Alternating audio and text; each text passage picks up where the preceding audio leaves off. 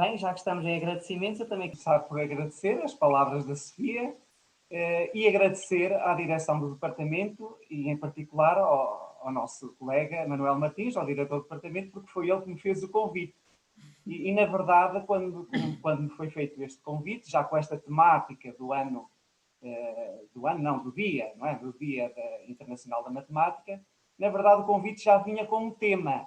Porque quando o Manuel António me contactou, disse: olha, Fio, eu sei que tu tens andado a trabalhar com estes modelos ligados à pandemia do Covid, e portanto eu acho que seria até um tema muito interessante dentro deste tema grande do dia que estamos a comemorar, não é? Do dia que vai ser no domingo. E eu aceitei este desafio e, portanto, agradecer ao Manuel António e a toda a equipa, Paula Carvalho, Sofia e toda a comissão organizadora. Eu vou então tentar partilhar aqui o meu ecrã. Eu ontem não consegui na aula, primeira vez, mas depois vou conseguir. Ok. Então, vou tentar aqui minimizar. Vocês veem o meu rato, não é? O rato quer dizer. Ora, muito bem. Então, portanto, o tema, como já foi dito, é Matemática para um Mundo Melhor. Este é o tema do Dia Internacional da Matemática deste ano de 2021. E o tema que me foi proposto é esta problemática da pandemia, dos contributos da matemática para o Covid-19. Ora, muito bem. Bem, um mundo melhor. Eu acho que, de facto, o Manuel António, eu concordo com ele, esta questão da Covid é um bom exemplo, porque todos nós nos questionamos como é que foi possível, de uma maneira tão rápida, termos vacinas para o Covid. E lembrar aqui alguns factos. Em menos de 12 meses, várias vacinas contra a Covid que estão agora disponíveis e que já estão a ser aplicadas, e até este exemplo da Covid, o recorde, digamos, da velocidade pertencia ao exemplo da vacina da papeira, mas aqui que levou 4 anos. Mas aqui convém lembrar que nesta altura, estamos a falar dos anos 60, digamos, os requisitos eram muito diferentes e, portanto, a fase de teste era muito mais simples, simplificada e, portanto, também curta. E se, portanto, nós nos restringirmos às regras que já estão em vigor, e, portanto, que o exemplo da vacina da Covid teve que satisfazer, o recorde estava no caso da ébola, que levou 5 anos a desenvolver uma vacina. E no caso da ébola havia também uma motivação muito forte para se ter uma vacina. Porque no caso da ébola, a taxa de mortalidade é quase de 100%. Portanto, uma pessoa que apanha ébola está quase condenada, ou estava, antes de haver a vacina, estava quase condenada a morrer. Portanto, a taxa de mortalidade é altíssima e, portanto, havia um grande incentivo para se desenvolver uma vacina contra a ébola. Portanto, as razões são, julgo eu, as razões da ciência. E onde a matemática aparece, porventura com um papel algo modesto, mas que nós sabemos que também teve e está a ter um papel também muito relevante. Pronto, a matemática faz parte da ciência e tem contribuído também para esta problemática do avanço do conhecimento sobre a pandemia da Covid.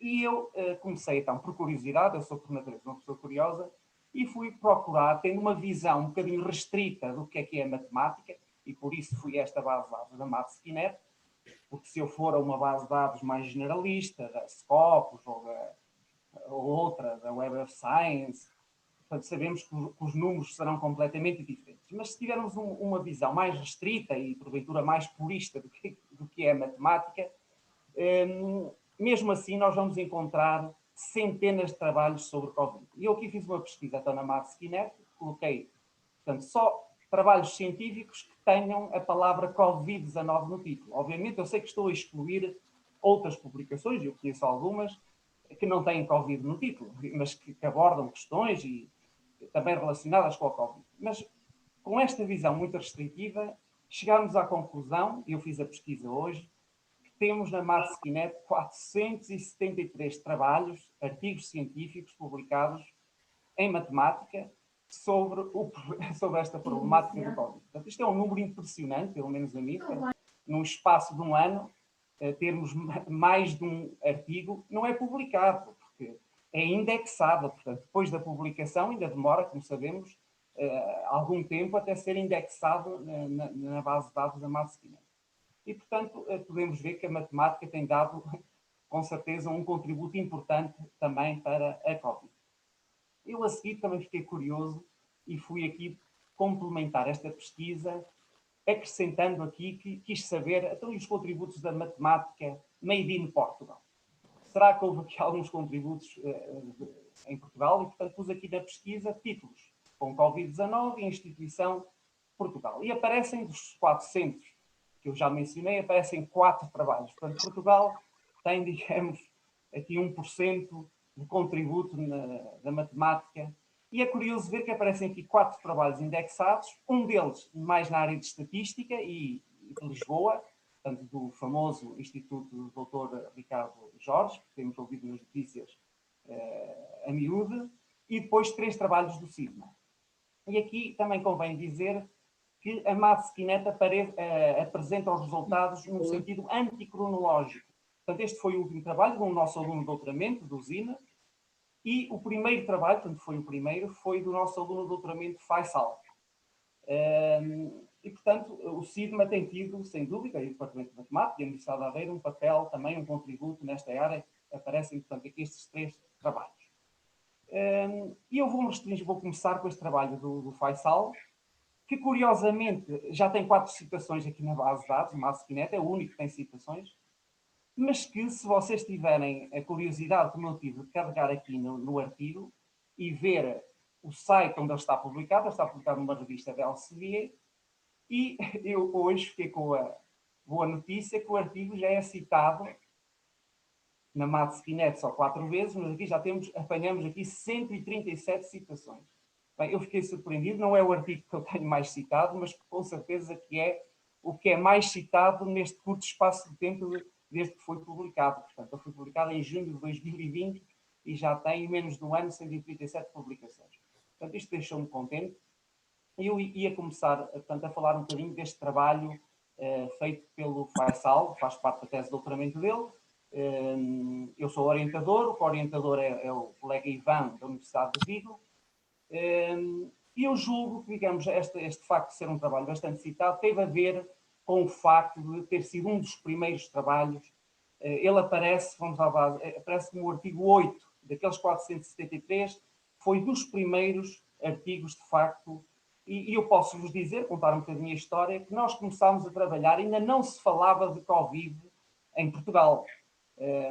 A ideia, tenho que dizer, que partiu do Faisal e do Ivan. Aliás, o Ivan visitou-nos aqui no SIGMA e no Departamento de Matemática em 2 dias, 11 e 12 de fevereiro de 2020, e nós, na altura, quando o colega Ivan Areia regressou à Galiza, nós já tínhamos uma versão deste trabalho.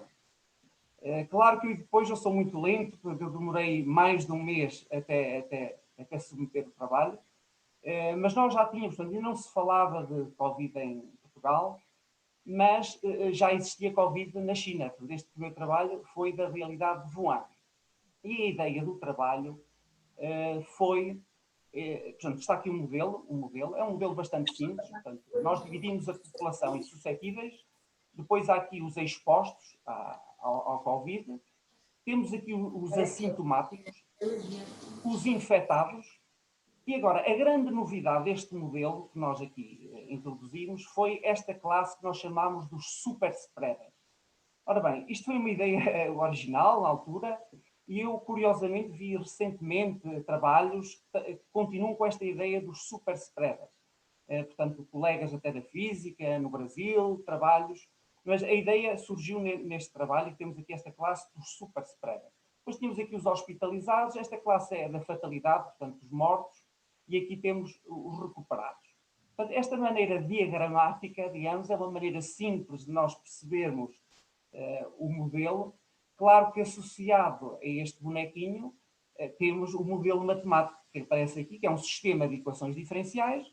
Neste caso são 8, 1, 2, 3, 4, 5, 6, 7, 8 equações diferenciais. Cada uma delas, portanto, está a modelar a evolução ao longo do tempo. A taxa de mudança, neste caso, dos suscetíveis, como é que, portanto, é um sistema dinâmico que nos vai dar, portanto, ao longo do tempo, como é que o número destas populações suscetíveis de hospitalizados, de mortos, vai evoluindo ao longo do tempo. Ora bem, este artigo teve vários resultados. O primeiro deles foi o famoso número básico de reprodução, que é um conceito matemático muito usado em epidemiologia e que hoje em dia todos nós ouvimos falar na televisão. Diz? Alguém falou? Antes de mais, gostava de agradecer a presença de todas as pessoas que prescindiram desta 1 hora para vir aqui ouvir mais um encontro da TSPM. Estes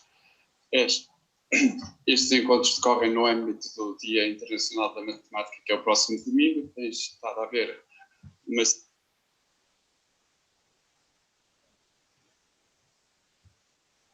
Bem, alguém estava a falar, eu não sei se me estão a ouvir. Já agora agradeci algum feedback, senão estou aqui a falar sozinho. Estamos a ouvir, Delfim. Alguém estava a ver 2 apresentações e... Exatamente, eu percebi isso, mas gostava de... Porque às vezes a gente não tem essa noção de feedback e eu, pelo menos nas aulas, estou sempre a questionar os alunos para ter a certeza que não estou a falar sozinho. Não está mas sozinho. Estamos a ouvir perfeitamente. Ok, muito obrigado então. Eu estava a mencionar que este conceito do número básico de reprodução é um conceito muito conhecido na epidemiologia, mas que hoje em dia é conhecido por todos nós. Nós vimos até o nosso Presidente da República explicar, nas suas intervenções públicas, nomeadamente da televisão, a explicar este conceito do R0. Portanto, eu não vou aqui dizer o que é, todos nós já ouvimos falar, mas dizer que nós calculámos-lo matematicamente para o modelo em questão, portanto, é esta a expressão. E já agora, curiosidade, hoje o nosso colega Helmut Malonek enviou-nos um artigo que eu disponibilizei a todos, que aborda esta questão da chamada crise da replicação de resultados. De facto, é uma questão que o Malonek agora nos chamou a atenção, mas que eu já há vários anos que, de facto, me preocupo com esta questão. Portanto, a crise da replicação, que também é chamada crise da replicabilidade ou crise da reprodutibilidade dos resultados, tem a ver, portanto, com o facto de se ter descoberto que muitos estudos científicos, não só na matemática, portanto, e até mais noutras áreas, nomeadamente na medicina, estudos científicos que são extremamente difíceis ou mesmo impossíveis de replicar. Obviamente que isto é indesejável e vai contra todo o espírito científico, não é? E a questão que se coloca é o que é que fazer contra esta crise da replicação dos resultados. Claro que nós podemos fazer muito. E eu aproveitei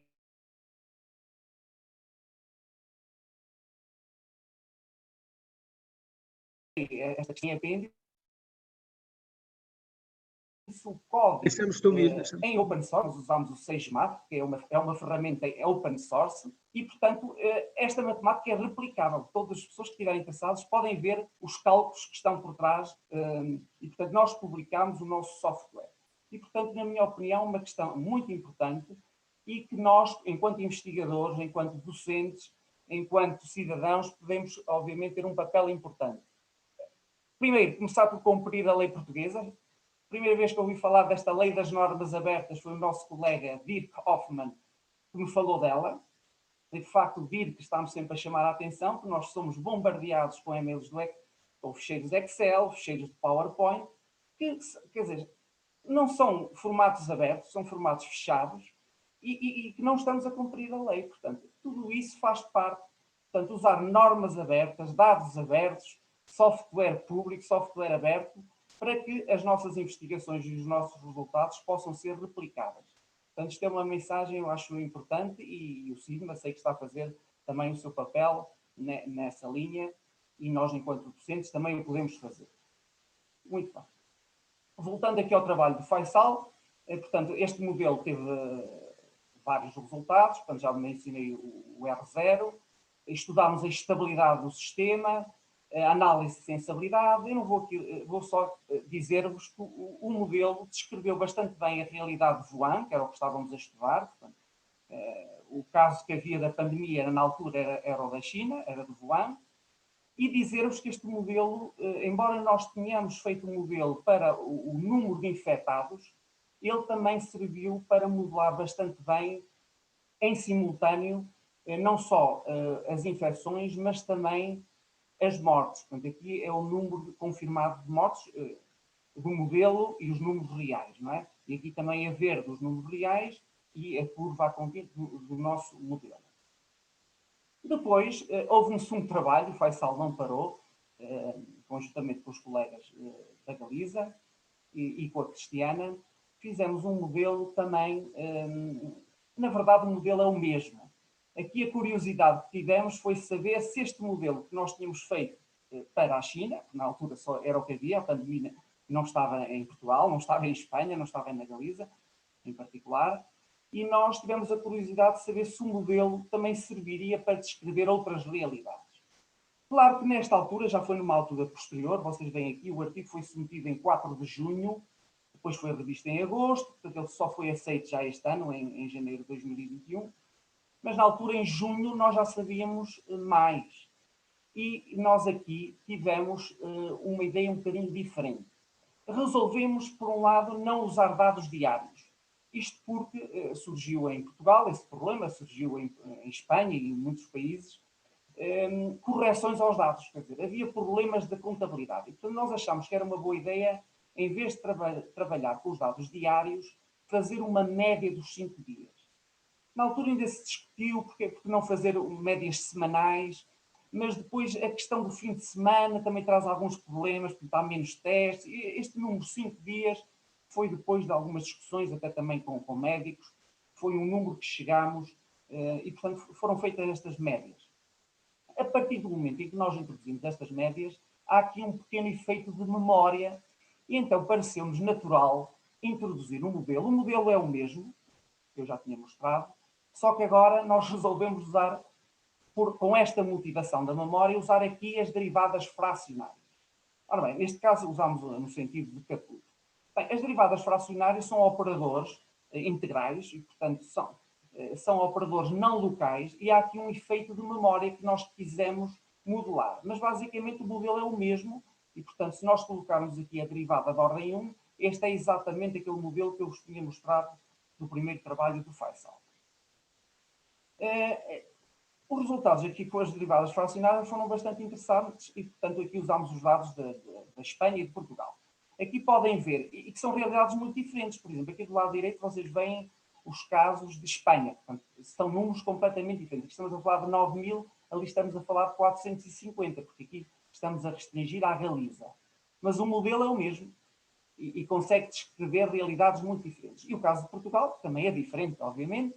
Aliás, estava numa altura, portanto, as datas começou mais tarde, portanto, também demorou mais tempo. Reparem que aqui a curva já desceu muito mais que na realidade portuguesa. Mas o mesmo modelo foi capaz de descrever a realidade chinesa, que tinha sido tratada no primeiro artigo, e agora o mesmo modelo também foi capaz de descrever esta realidade de Portugal e de Espanha. Quais foram, digamos, aqui algumas conclusões que nós tiramos deste trabalho? Um resultado interessante é que, portanto, usámos os mesmos valores dos parâmetros, o modelo tem vários parâmetros, mas os parâmetros foram os mesmos para a realidade chinesa, espanhola e portuguesa. O que é que variou? O único parâmetro que variou foi aquele alfa que tem a ver com a derivada fracionária, portanto, é o tal efeito de memória. Ora bem, no caso chinês, de Wuhan, portanto, a derivada era a clássica, era o alfa igual a 1. No caso da Galiza e Espanha, usámos o mesmo alfa, foi 0,85 e descreveu muito bem a realidade. No caso português, foi 0,75. E, portanto, destes resultados, nós tiramos uma conjetura, que foi escrita em 4 de junho de 2020, e que foi a seguinte. Portanto, nós conjeturámos que as estirpes e genomas do coronavírus, que estavam presentes em Espanha e Portugal, seriam diferentes daqueles que inicialmente atingiram a China. E, portanto, isto foi um insight que veio destes resultados, nomeadamente da derivada fracionária. Também dizer-vos que, depois deste trabalho pioneiro do nosso aluno Faisal, surgiram muitos outros trabalhos, e eu próprio tenho um outro trabalho, mas, digamos, mais uma vez, a matemática conta muito o primeiro, não é? Nós sabemos, a primeira demonstração é que é válida, depois há demonstrações mais elegantes, mas quem chega primeiro dá sempre a diferença. E, portanto, aqui também o Faisal teve aqui um trabalho muito interessante e hoje em dia há muitos resultados que envolvem esta ideia do cálculo fracionário na problemática da pandemia Covid. Ora bem, agora esta ideia depois, muitas pessoas independentemente tiveram a mesma ideia. E aqui agora mencionar o trabalho da nossa ex-aluna Ana Pedro Paião, que sei que está aqui presente, já a vi, e que fez um doutoramento. O doutoramento dela foi em modelação matemática, controle óptico, mas que foi numa área diferente. Portanto, ela trabalhou na cólera. A cólera tem uma particularidade. Relembrar aqui que, antes do Covid, quer dizer, ninguém falava de quarentenas. O trabalho da Ana, que foi da cólera, a cólera tem esta particularidade. É uma das poucas doenças em que a Organização Mundial de Saúde ainda aconselha, nos dias de hoje, século XXI, a fazer as quarentenas. Mas isto é muito problemático. Eu lembro, por exemplo, quando surgiu o ébola, e na altura, dada aquela taxa de mortalidade quase perto de 100%, em que foram colocadas algumas aldeias em África em isolamento, em quarentena, e que foi muito, digamos, problemático. A quarentena é sempre problemática, as pessoas não gostam de estar à quarentena. Claro que o Covid veio alterar completamente, quer dizer, era impensável pôr países inteiros em quarentena, mas o Covid teve esse efeito. E, portanto, quando surgiu o Covid em Portugal, a Ana, obviamente, deu-lhe logo também um clique, de modo independente do Faisal, e começou ela própria a fazer um modelo. O modelo é diferente. Portanto, isto foi um modelo proposto pela Ana. Obviamente, aparece aqui a quarentena, que não aparecia no trabalho de Faisal. Por outro lado, no trabalho de Faisal só tínhamos hospitalizados aqui, já falávamos de hospitalizados e em intensive care, portanto, nas unidades de cuidado intensivo. Não tem os super spreaders, portanto, o contributo do nosso modelo com o Faisal era os super spreaders, aqui não há essa vertente. Portanto, temos os suscetíveis, temos os assintomáticos, temos os infectados, temos os indivíduos em quarentena, que não tínhamos no primeiro trabalho, os hospitalizados, distinguindo aqui o que é estar ou não em cuidados intensivos, e o D de DED, portanto, de mortes. Mais uma vez, em termos matemáticos, é um sistema de equações diferenciais, um sistema dinâmico descrito por ODS.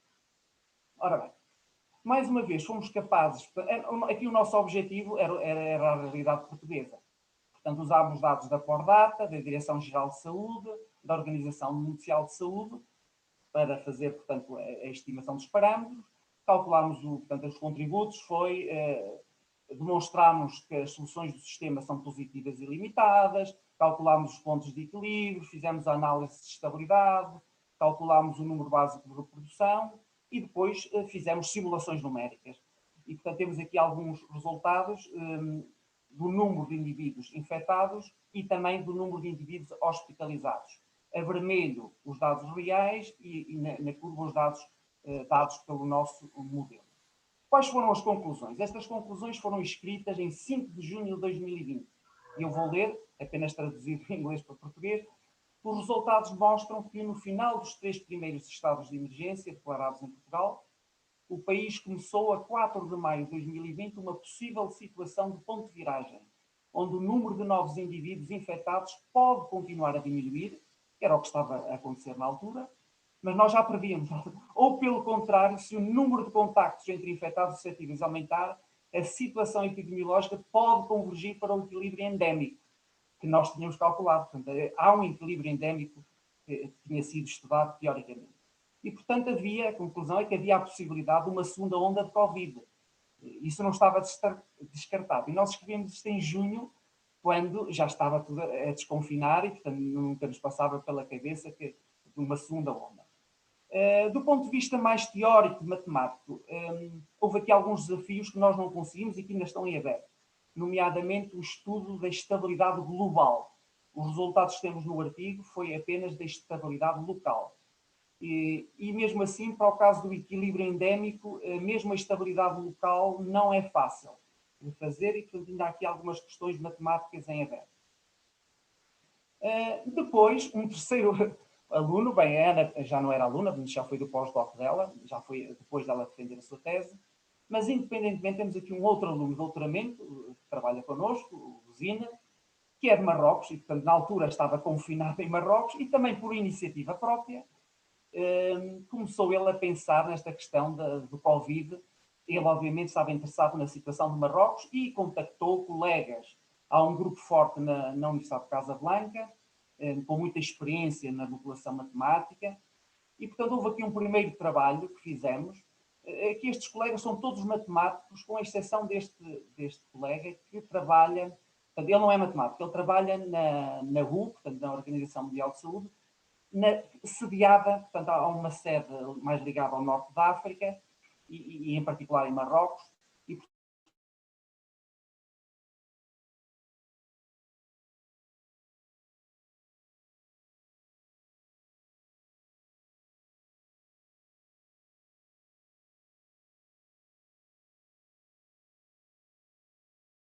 portanto, foi diferente, mas do ponto de vista matemático continua a ser um modelo.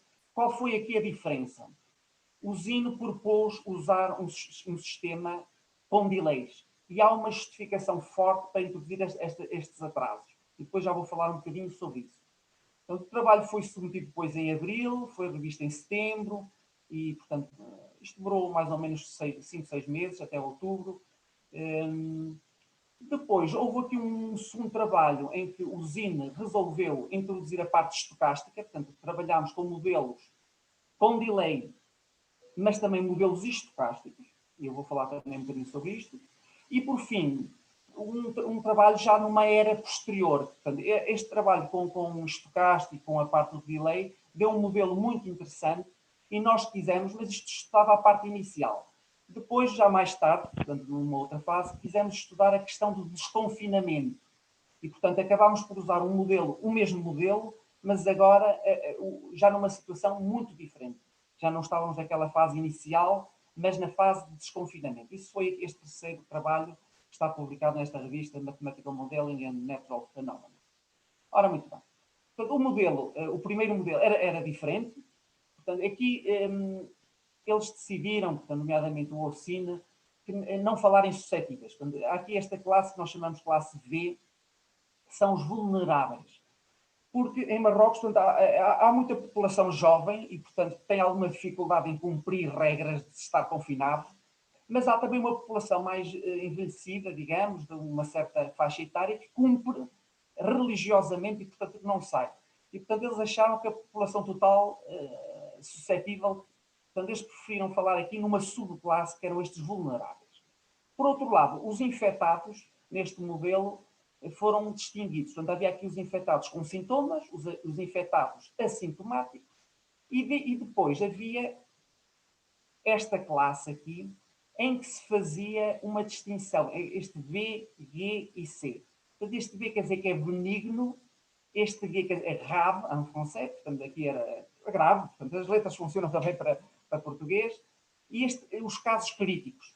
Portanto, fazíamos esta distinção entre indivíduos portanto, que estavam infectados, mas de uma maneira mais leve ou de uma maneira mais crítica.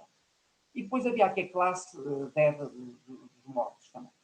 Ora, muito bem, mas aqui qual foi? Havia o sistema dinâmico, mas depois também havia um sistema de controle. Portanto, foram introduzidas aqui variáveis de controle e este controle estava adaptado, portanto, à realidade de Marrocos e, portanto, foi dividido em períodos antes de 2 de março não havia medidas de controle, portanto, ou se quiserem o controle era zero, é simplesmente um sistema dinâmico. Entre 2 de março e 10 de março houve aqui um conjunto de primeiras políticas, portanto, há aqui umas certas medidas de controle, e depois as medidas foram alterando do ponto de vista político e, portanto, o controle também vai variando consoante o tempo. Aqui o que nós quisemos estudar foi o que é que varia o facto da sociedade cumprir ou não cumprir as medidas políticas que são decretadas, não é? E aqui o que se verifica é que, de facto, se nós supusermos que 75% da população cumpre, ou se pusermos que 80%, uma diferença de 5%, muda completamente. Podem ver aqui a curva, por exemplo, dos infectados ou a curva dos mortos.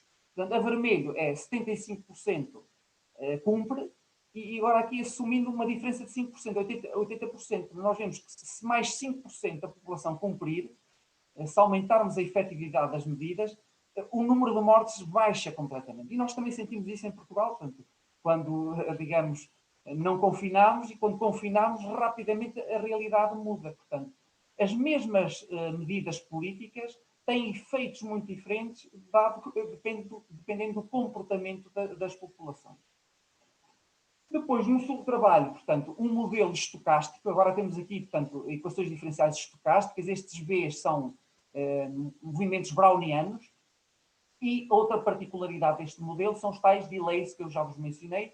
Aqui há o tal 3, tal 1, tal 2.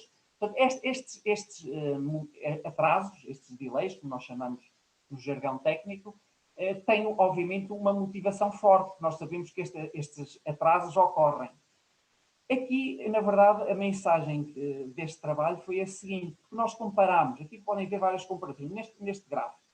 Temos aqui os dados reais, que são estes pontinhos, temos o modelo estocástico a vermelho e temos o modelo determinístico, portanto, quando não temos estes movimentos brownianos. Ora bem, o que é que e aqui estamos a comparar a diferença, digamos, e nós vemos que o modelo estocástico e o modelo determinístico não há assim uma grande variação. O que é que há de facto uma grande mudança? É entre o facto de termos delays e não termos delays. Portanto, se nós retirarmos os delays, que é o que passa aqui, o without delays é esta curva azul, estamos a ver que o modelo não descreve nada bem a realidade está aqui em baixo. E, portanto, a conclusão que tiramos é que, de facto, os delays têm um papel muito relevante na modelação matemática, mais do que a vertente estocástica determinística. Foi aqui a conclusão que tiramos. Depois houve um terceiro trabalho em que o modelo era o mesmo, era este modelo estocástico com delays, mas que o que estávamos a estudar era já outra fase da pandemia, que era a fase do desconfinamento.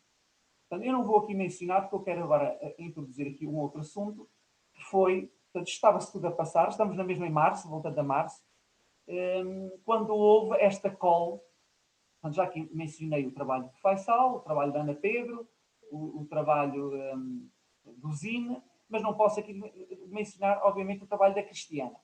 A Cristiana, que já mencionei, que esteve a trabalhar também com aquele artigo do Faisal e também com a Ana Pedro, mas que na altura, aqui em março, esteve muito ocupada nesta candidatura, neste projeto. A FCT abriu, e relembrar que na primeira fase, em termos da matemática, fomos nós, em que o CIDMA, foi a Aveiro, conseguiu ter sucesso. Depois houve uma segunda chamada, eu acho que Lisboa, a Cristiana sabe melhor do que eu, também teve um projeto aprovado, mas numa primeira fase foi, de facto, o projeto da Cristiana. E que recebeu submissões, portanto, entre 24 de março e 5 de abril. E aqui, portanto, o contributo foi, estes modelos que eu apresentei são modelos em que não havia esta componente de controle óptimo. Portanto, aqui neste projeto, a ideia era usar também as ferramentas de controle óptimo.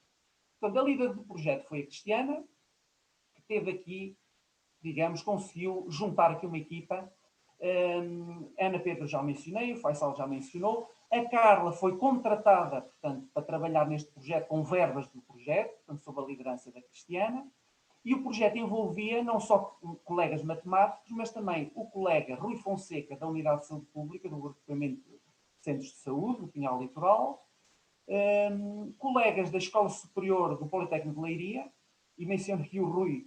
O Rui tem um percurso muito interessante, porque é um matemático, ele fez uma licenciatura em matemática, mas também fez uma licenciatura em medicina. Portanto, ele é médico e ele exerce atualmente a medicina, mas de facto faz-nos aqui a ponto, porque ele tem um background também de matemática. Ele fez uma licenciatura em matemática. Depois, o projeto envolveu o colega Wilson, da Escola Superior de Enfermagem do Porto, e também os colegas da Universidade de Vigo e da Universidade de Santiago de Compostela. O Ivan também já foi aqui mencionado, que é o co-orientador do trabalho do Faisal. Portanto, a Cristiana teve aqui um papel de liderança, foi capaz de pôr toda esta equipa, o que muitas vezes não é fácil. Portanto, estamos aqui a falar de matemáticos, estamos aqui a falar de médicos, estamos aqui a falar de físicos, estamos aqui a falar até de psicólogos, portanto, áreas muito diferentes. Numa fase posterior, juntou-se também o colega Guillaume de França, num segundo trabalho que eu vou aqui mencionar. Portanto, o output deste projeto foi um projeto que originalmente era para durar 3, 4 meses, mas depois houve uma extensão, julgo eu, no total acho que durou 6 meses. Portanto, o output deste projeto foi um artigo que já está publicado e que foi publicado numa revista, portanto, que envolveu todos estes colegas que eu mencionei. Portanto, é um artigo muito interessante, está publicado em Open Access, nesta revista de Scientific Reports, que faz parte do grupo da Nature, e que tem, digamos, uma sessão dedicada ao Covid. E, portanto, é reconhecida pela comunidade como publicando artigos do mais alto nível nesta problemática da pandemia. E, portanto, eu fiquei muito contente com este trabalho. E temos aqui um segundo trabalho que ainda está submetido, já foi submetido há muito tempo, mas que já foi sujeito a uma revisão e que estamos agora a aguardar, portanto, o processo, mas que está disponível em Open Access no arquivo, portanto, pode ser consultado. Este trabalho também é muito interessante, envolve aqui alguma teoria de grafos, portanto, redes complexas, e eu vou mencionar aqui um bocadinho. Portanto, a ideia era de modelação matemática, restringida à realidade portuguesa, portanto, era esse o objetivo da call da FCT, mas também ter aquela vertente de controlo óptimo.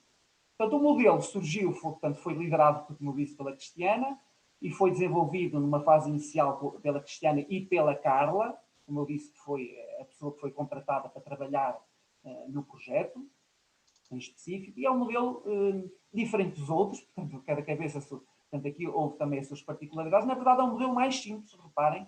Os outros modelos que eu vos apresentei tinham 7, 8 compartimentos. Aqui é um modelo bastante simples, 1, 2, 3, 4, 5. 5, portanto, é um modelo simples, mas que é um modelo muito eficaz para descrever a realidade.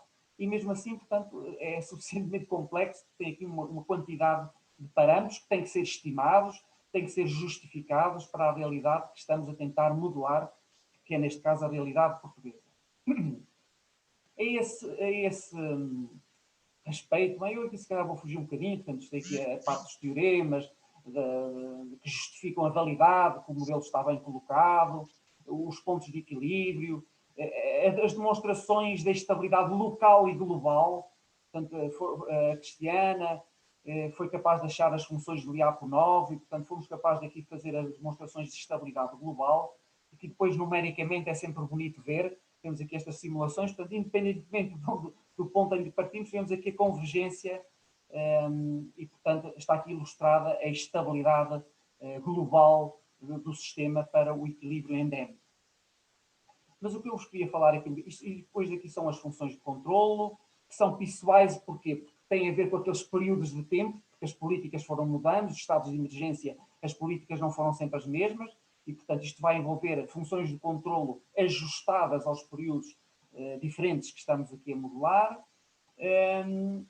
Eu queria vos falar talvez um bocadinho de dados. Portanto, houve aqui resultados de propriedades analíticas das soluções, mas uma curiosidade, falar-vos aqui um bocadinho dos dados. Porque eu lembro bem que a Cristiana, no início, ainda teve a ideia de procurar fazer um protocolo para ter dados oficiais, mas rapidamente nos apercebemos que, quer dizer, a burocracia para um projeto de 3 ou 4 meses, não íamos conseguir ter tudo assinado e, portanto, este trabalho foi feito com dados abertos, dados públicos, e foi o melhor que fizemos. Mais uma vez, voltando àquela questão da reproduzibilidade, da questão levantada pelo colega Elma Palonek, naquele artigo que nos aconselhou para lermos durante o fim de semana. E, portanto, mais uma vez, trabalhar com dados abertos. Eu depois fui saber, isto foi público, saiu nos jornais, que os dados secretos, entre aspas, que era preciso fazer estes protocolos para ter acesso deles, houve quem os fizesse, houve publicações, não matemáticas, mas mais médicas, mas com parte de matemática, de estatística, e que depois veio-se a saber que os dados não faziam sentido. Foi demonstrado que aqueles dados não estavam validados. Portanto, para que tornar estes dados secretos? Portanto, mais uma vez, devemos apostar em dados abertos, ciência aberta, software aberto, de modo a que a ciência possa ser, de facto, replicada. E não haver aqui... portanto, a experiência do Covid veio mostrar isso. A matemática é importante? É. Mas coisas tão simples como contar, muitas vezes estão longe de ser triviais. Portanto, como contar, fazer uma simples contabilidade do número de mortes, nós vimos que os dados, portanto, muitas vezes não foram assim tão transparentes e tão validados, tão fáceis de obter como poderíamos esperar. Muito bem. Pronto, eu não me quero alongar porque eu prometi ser muito breve. Obviamente que havia aqui muita coisa para falar. Eu vou passar isto tudo. Mencionar só aqui um bocadinho o segundo trabalho que foi feito por aquele colega também francês e que usava aqui um bocadinho de teoria de grafos, portanto aqui uma rede. E a rede tinha a ver com o quê? Tinha a ver com as regiões, e tínhamos dados da Direção-Geral de Saúde para trabalhar estas regiões. A região norte, a região centro, a região de Lisboa, na grande área do Tejo, digamos, aqui o Alentejo e depois a zona do Algarve. Este trabalho também foi muito interessante, teve aqui conclusões altamente não triviais, eu diria assim. Eu posso já, portanto, eu não vou estar aqui. Portanto, aqui são os dados, portanto, do Norte, do Centro, Lisboa, do Altejo, etc. Mas uma conclusão que me parece que valerá a pena aqui salientar é a seguinte. Poderíamos pensar que aquela situação mais extremista que foi seguida, por exemplo, na China, vamos pôr tudo em confinamento, ninguém sai de casa. Portanto, vamos proibir e vamos acreditar que as pessoas cumprem a 100%. Portanto, ninguém sai da região norte, ninguém sai de... Não há... Portanto, aquilo que chamamos aqui a topologia, neste caso há, empty topology. Portanto, aqui não há movimentos nenhum. Aquilo que nós demonstramos é que isso não seria, se calhar, possível, mas mesmo que fosse possível não haver nenhum movimento, isso não seria a situação ótima. Por exemplo, esta situação B, que está aqui descrita, é a topologia que minimiza o nível de infecção. Embora haja aqui movimentos entre zonas, é engraçado ver que isto é preferível a esta situação em que não há nenhum movimento. Claro que há situações piores do que esta topologia vazia, não é? Esta situação que está aqui, por exemplo, é muito pior do que isto, se a gente permitir. Aqui vai os casos infectados, mas a topologia ótima não é esta que poderia parecer trivial. Portanto, há aqui resultados que não são nada triviais e que são muito interessantes e que podem ser consultados. E depois há a questão do controlo ótimo. Obviamente que o controlo ótimo é fácil de justificar a sua importância, mas também há aqui interesse matemático. E eu aqui, por exemplo, só relembrar, por exemplo, e isto foi tudo discutido, portanto, pela validade dos médicos, isto foi uma equipa multidisciplinar, como já mencionei, e só vos mostrar aqui a funcional custo, que reparem, é linear em relação aos infectados e em relação ao controle. Isto é algo que é muito discutido na literatura, porque do ponto de vista matemático é muito mais fácil de considerar que uma função convexa. Portanto, seria muito mais fácil, do ponto de vista de provar a existência de solução do problema de controle ótimo, por aqui um i ao quadrado, um u ao quadrado. Porque, teoricamente, nós sabemos que temos aqui convexidade e, portanto, isso vai ter, até do ponto de vista numérico, propriedades muito interessantes. Ora bem, nós percebemos que, do ponto de vista médico, mais, digamos, ligado ao sociedade, interessa-nos mais trabalhar aqui o modelo linear. E isto vem-nos introduzir algumas dificuldades, nomeadamente numéricas. Portanto, há aqui desafios também interessantes, não só são as conclusões ou a justificação da aplicação, mas há aqui questões matemáticas interessantes que estes problemas de controle ótimo nos trouxeram e que eu acho que vale a pena aqui mencionar. Bem, os estudos que foram feitas muitas simulações, muitos estudos, interpretações com os colegas médicos, por exemplo, a ocupação de camas, a questão dos cuidados intensivos, etc, etc. Mas pronto, eu sei que a Cristiana já apresentou isso na conferência do que eu ouvia, na conferência do 65 anos do Andrei Savichev, já foi convidada pelo grupo de análise funcional, portanto também no âmbito dos seminários do SIGMA, a apresentação. Portanto, eu aqui vou apenas terminar a minha palestra, que é mais uma conversa, e portanto fico disponível para vos dizer, portanto, que há um site deste projeto que pode ser consultado e que podem ver estes artigos, estão no arquivo e aliás o que está publicado é em Open Access, na tal revista do grupo da Nature, pode ser. E também dizer-vos que o SIGMA tem mantido na sua página, é este o endereço, não só estes trabalhos que eu aqui mencionei, mas que há outros trabalhos no SIGMA que eu não mencionei porque eu só falei aqueles trabalhos que eu conheço, mas sei que há outros trabalhos feitos no âmbito do SIGMA, alguns deles estão aqui mencionados, e pedir-vos que se alguém vir e tiver trabalhos no âmbito do SIGMA feitos que não estejam aqui